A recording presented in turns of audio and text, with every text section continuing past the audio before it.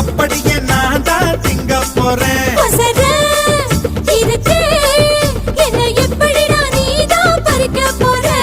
அணிலாக மாறினான் அழகாக தாவினான் அங்கங்க உன்னை கடிக்க போறேன்.